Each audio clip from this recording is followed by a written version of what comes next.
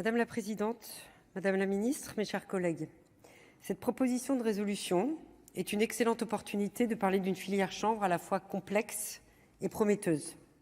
Complexe car elle regroupe de nombreux acteurs de toute taille et concerne finalement des industries très diverses, ce qui en fait la force mais aussi la faiblesse. Prometteuse aussi, et ce à plusieurs égards. La France est le premier pays, ça a été dit, producteur de chanvre en Europe. Mon département de l'Aube, très à la pointe sur cette filière, produit près de 50% de la production française, un tiers de la production européenne. Nous développons cette culture depuis des décennies sur ce territoire à forte tradition industrielle. La maison de la Turque à Nogent-sur-Seine, bâtisse toute flaubertienne, a été rénovée avec des bétons de chanvre.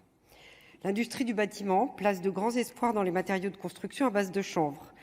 L'industrie textile, très polluante, se tourne aussi de plus en plus vers ce matériau, à l'heure où la mode éthique fait entrer dans les consciences la nécessité de changer la donne. Plus largement, l'utilisation du chanvre dans certaines industries participe activement de notre transition vers la neutralité carbone.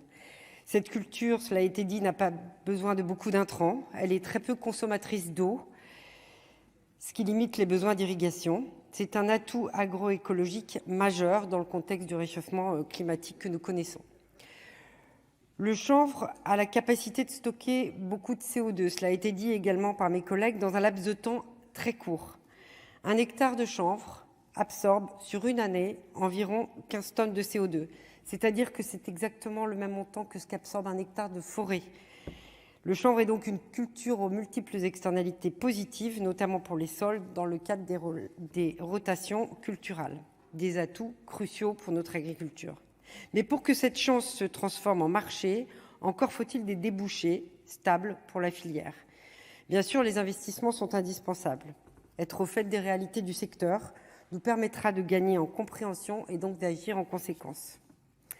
D'après la proposition de résolution, dans 5 ans, cette filière pourrait créer autour de 20 000 emplois et représenter un chiffre d'affaires annuel qui avoisinerait les 2,5 milliards d'euros.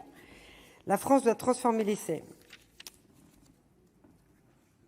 Je pense que la poursuite du développement de cette filière participera à la réindustrialisation de notre pays, à laquelle je suis très attachée. Nous devons continuer à nous battre pour faire émerger des champions industriels. Et j'en profite pour saluer les annonces récentes du ministre délégué chargé de l'industrie sur les stratégies de relocalisation industrielle et le produire en France dans nos territoires. Je pense que la filière chanvre peut servir ces impératifs.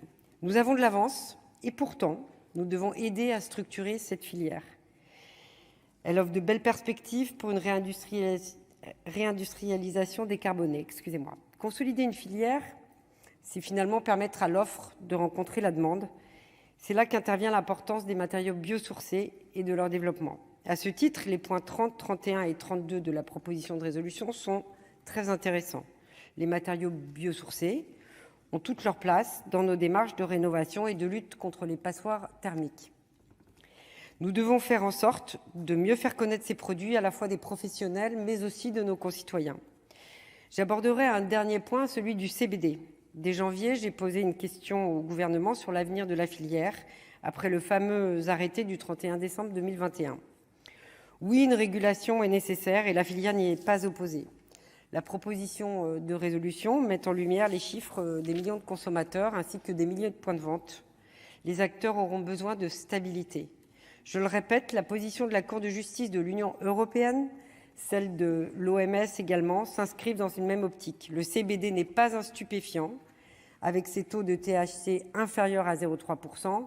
Là encore, Madame la Ministre, ne laissons pas nos voisins européens faire tapis sur le marché français, s'il vous plaît. Avançons ensemble dans un cadre qui respecte à la fois la santé publique et qui permette à nos entrepreneurs d'innover. En revanche, certains points dans cette proposition de résolution me semblent plus problématiques. Je n'ai malheureusement pas le temps de les détailler, mais je ne suis pas sûre de la pertinence de la multiplicité des labels qui sont proposés. Le point 26, concernant l'élargissement du catalogue cultivar aux variétés qui contiennent moins de 1% de THC, m'interpelle également. Toutefois, et pour toutes les raisons énoncées ci-avant, notre groupe Les Indépendants, dans sa majorité, votera en faveur de ce texte. Je vous remercie. Merci, cher collègue. La parole est à Monsieur Thomas Dossus pour le groupe Écologiste Solidarité.